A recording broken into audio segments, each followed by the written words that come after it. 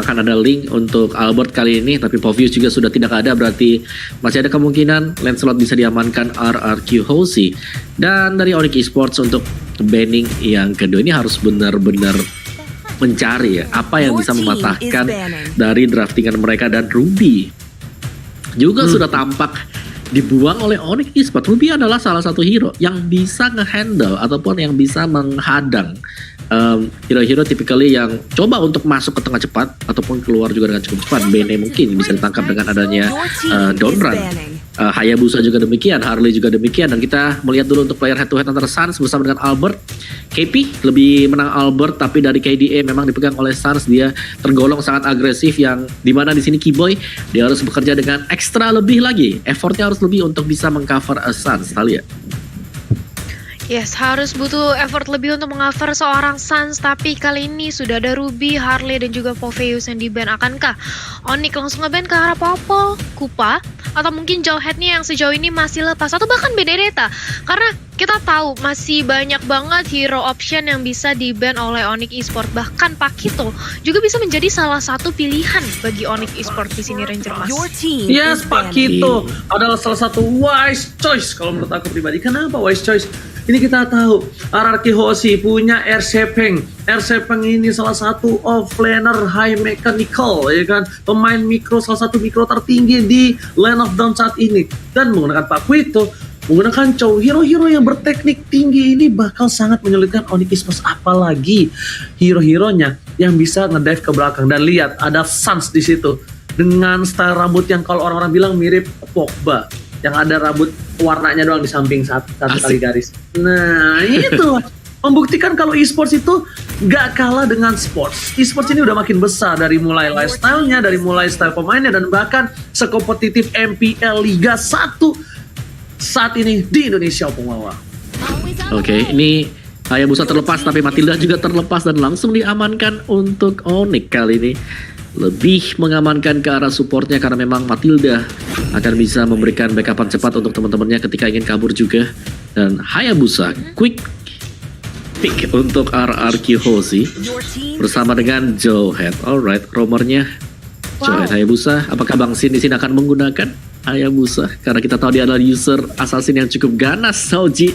Apalagi kalau ditaruh di gold lane. Cuman di sini masih bisa dimainkan juga untuk Albert sebagai jungler dari ya. Masih akan bergantung juga Saber. Bagi Onyx Esports akan ada permainan pick off kah, atau di sini juga Sabernya bisa bermain sebagai mid laner dan juga jungler.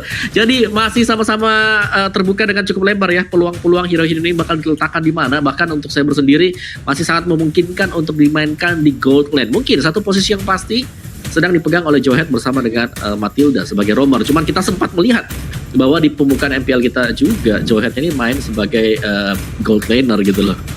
Jadi luas banget Tamus dan Saber. Oke, Tamus dan Saber ini sisi offlanernya bakal ada Tamus untuk Buttes ya guys ya. Dan sedangkan Sabernya ini sejujurnya aku masih bingung bakal bertaruh di mana. Dia akan taruh di posisi gold lane ataukah menjadi support. Dan kalau mungkin di RRQ Hoshi itu bisa jadi support, tapi mungkin di Onyx Esports belum tentu. Dan sedangkan ada Nathan yang sudah diamankan oleh tim RRQ Hoshi. Nathan ini sebenarnya kita lihat sangatlah tricky. Kemarin ada yang taruh di junglers, terus juga tadi ada yang taruh di arah mid lane one. Efektif banget.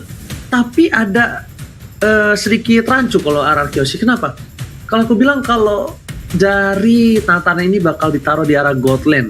Kalau menurut aku pribadi, dan Hayabusa bakal ditaruh di arah jungler untuk Albert. Atau mungkin bisa sebaliknya. Tapi yang pasti tidak akan berada di mid lane untuk sebagai mid laner untuk Nathan ya. Yes. Aku setuju banget sih sebenarnya kalau dari RRQ Hoshi ini, kalau misalnya mereka menggunakan mid laner Nathan sebenarnya kurang efektif aja nantinya, karena sudah ada Hayabusa juga di area mid lane sebagai jungler. Sementara itu sudah ada Lilia yang kali ini langsung di-ban dari RRQ Hoshi. Wow, Lilia, kita jarang banget melihat Lilia di-ban, apalagi di Lane of Dawn khususnya di turnamen MPL. Tapi kali ini nampaknya respect ban datang dari RRQ Hoshi. Begitu pula dengan adanya Audora yang tadi di match kedua sempat kita lihat performansnya bagaimana dia bisa walaupun udah di nerf tapi masih cukup sakit dari segi burst damage-nya kali ini, Om Wawa. Yes, di bandnya dia gue rasa RQ Hoshi juga sudah melihat ya bagaimana dari Onyx kemarin mereka bisa memperoleh poin kemenangan dengan menggunakan Lilia. Jadi kali ini oke lah daripada mereka harus berhadapan dengan Lilia yang memang sudah terbiasa juga, Sans yang menggunakannya langsung di ban. Dan ya, Lightning Ball dari Eudora itu cukup mengganggu. Apalagi kalau sampai Cybernya lagi lompat ke depan dan kita tahu RQ Hoshi punya track record sangat sering sekali menggunakan Eudora. Dan Chow sudah terbuang juga. Tanpa Chow, tanpa Lilia. Jadi Keyboy nggak dapetin Chow-nya, tapi Matilda bisa dipakai Keyboy sekarang. Ya Hoci? Iya betul banget, tapi ini bisa kita bilang ya, sampai Pak Ape aja turun langsung tadi kalau nggak salah di pojokan dari tim RRQ. Sampai ingin melihat timnya bertanding dari CEO RRQ, sampai turun langsung. Dan ini Enak Esport ngamanin Xbox-nya untuk posisi offlaner R7. Tidak akan bermain Xbox, tapi masih ada hero untuk R7. Mungkin kalau menurut aku Lapu-Lapu is a good choice. Kenapa? Karena Lapu-Lapu dapat bisa menahan damage dari seorang Saber. Lapu-Lapu mampu bisa menumbangkan Saber dengan instan. Dan Lapu-Lapu bakal sangat berguna di team fight yang dimana RRQ Hoshi punya dua hero durability yang sangat lembut sekali seperti Om Wawa. Itu ada Hayabusa dan Nathan yang harus dijaga di garis frontlinernya Oppo. Silakan. Oke, dan pick yang keempat RRQ Hoshi, apakah mereka akan menetralkan ke apa ya? Satu buah sideline dulu sih, kalau menurutku ya. Oke, mid laner ternyata ini tukang pukul semua ya RRQ Hoshi ya. Oke, ya karena kita tahu memang secara composition pemain-pemain dari RRQ Hoshi mereka capable banget buat bisa menjadi apa ya ujung tombak, dan ini udah tridente banget sih. Mereka punya Nathan, mereka punya Hayabusa, mereka punya Beatrix. Ini tajam-tajam semuanya. Dari Onyx respon seperti apa? Apakah Kaja akan bisa mereka amankan dulu untuk sekarang, untuk sementara waktu agar bisa mendapatkan satu buah single target lock lagi, atau Yujong masih bisa dipakaikah? Tapi untuk Tamus gue rasa di sini bakal di-secure oleh Boots sendiri. Jadi problematika bagi Onyx Esports berhadapan dengan 3 striker milik RRQ Hoshi. Oji. Kaja aku setuju. Aku nggak tahu kenapa setuju banget sama Kaja. Ini Kaja bakal berhentiin banget. Beatrix, Nathan, Hayabusa ini bakal berhenti banget pergerakannya. Either Kaja nggak dapat, ini mereka masih banyak lock hero. Dan bahkan dengan adanya wombo combo control dengan Matilda dengan Kaja dan Saber, tapi ternyata bakal ada Parsha. Dan lihat Butos langsung memberikan semangat untuk para pemain dari tim Onyx Esports dan RRQ Hoshi. Last pick-nya akan jatuh ke arah mana? Apakah akan Lapu-Lapu yang bisa mendobrak 4 hero sekaligus dan bisa langsung ke arah backline, atau soalnya gini, sebenarnya Sylvana juga oke, tapi Sylvana itu agak Barats. Oke, pick yang cukup benar-benar menarik sekali dari RRQ Hoshi. Dan kita lihat seperti yang aku duga, Sin akan bermain dari Nathan, karena Nathan ini bakal berada di arah Godland. Dan lihat style Bang Sin duduk Israel. Bang Sin sudah jongkok, tandanya Land of Dawn sedang tidak baik-baik aja. Tapi kali ini Bang Sin akan bertemu dengan cewek di arah Godland. Dan buat kalian semua, para fans dari Onyx Esports, yaitu Sobat Onyx, kalian bisa langsung tulis semangat dan dukungan kalian di kolom komentar. Dan juga buat para RRQ Kingdom, jangan mau kalah, langsung spam ya kan FIFA RRQ di kolom komentar. Dan buktikan Royal Derby ini bakal pecah banget dan gak mau kalah dengan match-match lainnya. Gua kasih kesempatan dalam 1, 2, 3 spam sekarang juga untuk kedua belah tim. Karena Opung Wawa, are you ready? Ready. Talia, are you ready? Of course I'm ready, Ranger Emas. Aku apalagi udah gak sabar. Prosedur, tolong cepat kita terbang menuju ke Land of Dawn. Karena ini dia pertandingan salah satu terpecah di season 8 di minggu-minggu awal. Royal Derby. Akankah sang Raja Langit menimbangkan Raja dari segala Raja? This is it. Onyx Esports versus RRQ Hoshi. Talia, silakan. Yes, dan ini dia, kita sudah melihat bagaimana Drian baru di early game aja sudah dilakukan ejector. Hampir saja terpick off, tapi untungnya masih bisa kembali lagi di belakang. Wow, kalau sampai tadi Drian di first blood, ini di early game kita bisa melihat bagaimana RRQ Hoshi dengan hero-hero tabraknya. Dia berani banget bermain agresif. Seperti yang tadi Ranger Mas dan juga Om Wawa sudah mention ya. Akankah ini merupakan sebuah keuntungan atau justru dari RRQ Hoshi melihat terlalu banyak damager akan tidak balance kali ini Ranger Mas? Yes, Retribution sudah diamankan dan bahkan kali ini Albert kehilangan satu buah Little Wanderer. Tapi Albert nggak mau tinggal diam saja. Purple buff-nya masih ada di sana. Para pemain dari tim RRQ Aussie, lihat mereka juga tidak mau terlalu agresif karena mereka tahu yang mereka lawan ini Onyx Esports, salah satu kontender terkuat mereka di MPL season yang ke-8. Gold masih menempel, tidak terlalu berbeda jauh. Bahkan ini Albert belum mengamankan Purple buff. Albert masih coba untuk dapetin satu buah jungle di atas. Kenapa? Karena Albert gak mau jungle-nya dia dimakan oleh para pemain dari tim Onyx Esports Talia. Yes, dan ini bagaimana dari Keyboy sendiri langsung fast check mencoba untuk memberikan informasi ke teman-temannya. Datang kali ini Sans mencoba untuk melakukan gangguan. Sudah ada satu Phantom Execution, First Blood berhasil dikantongi, Johetnya tumbang. Sementara itu Albert masih bisa untuk balik ke belakang, claim menjadi the next target, tapi di sisi lain Sans-nya langsung dicicil sakit banget dari keberadaan seorang Clay di area mid lane.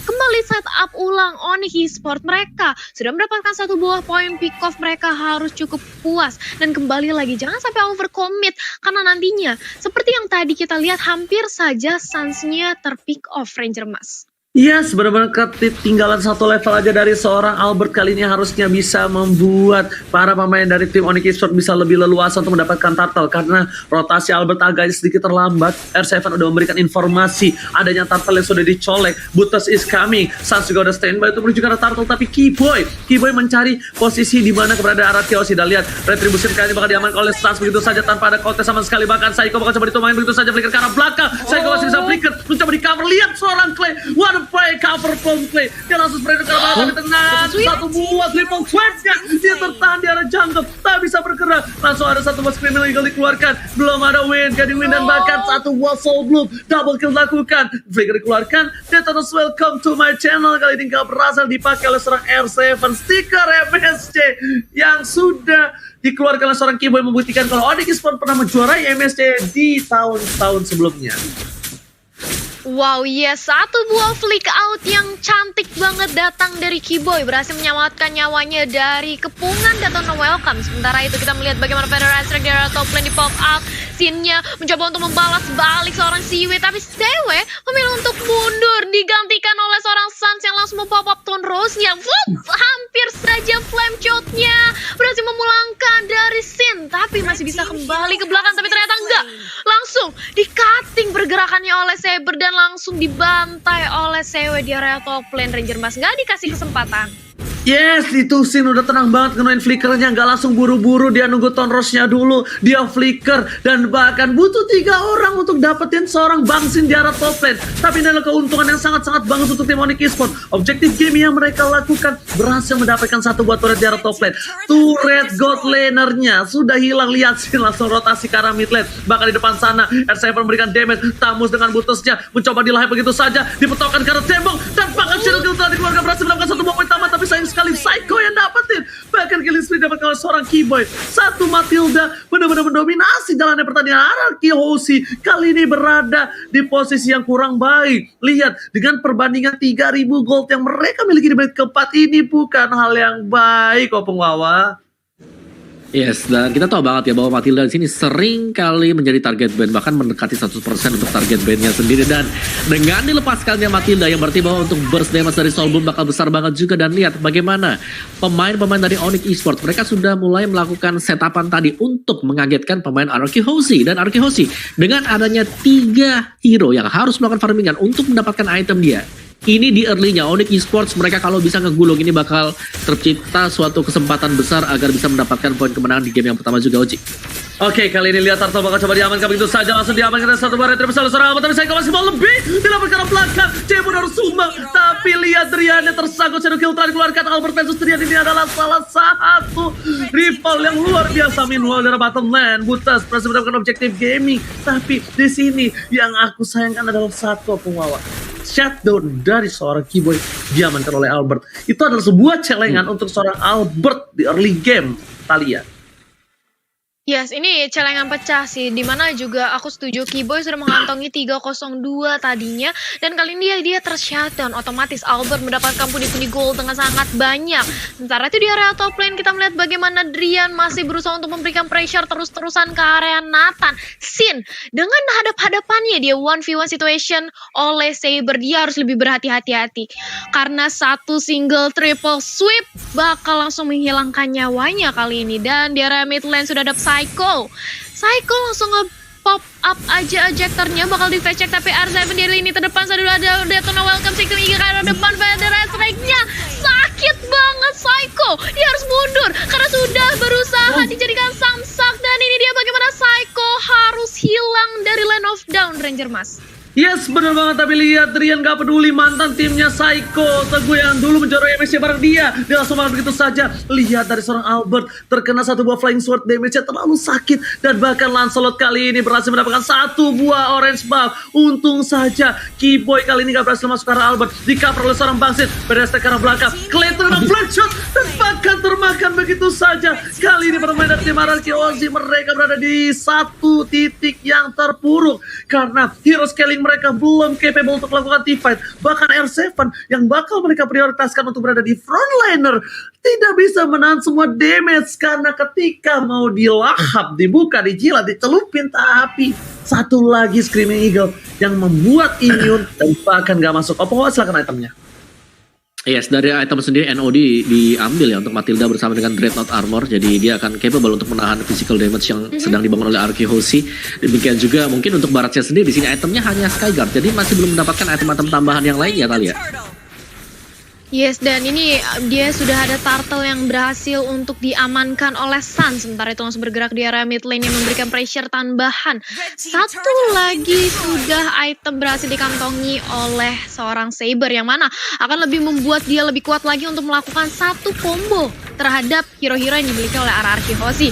Dan ini dia sudah dibuka inisiasinya Federasi bersama juga dengan Keyboy di area depan, tapi sayang sekali belum ada satu member pun dari RRQ Hoshi yang berhasil diculik. Sementara itu, kita akan menyaksikan sebentar lagi Lord yang akan menjadi perebutan yang bakal nampaknya berusaha diamankan oleh teman-teman dari Onyx Ranger Mas. Yes, di arah bottom lane lihat Sans bakal head to head dengan seorang Baras, tapi di arah top lane sana jungle-nya dari Albert aja udah gak bisa main dengan aman. Untungnya Albert belum terpikau sama sekali. R7 mencoba untuk melihat one battle situation, 2 terus sudah hilang. R7 masih jauh dari cover. Lihat Daytona semua R7 langsung ada triple sweep dan terus damage semua masuk ke R7.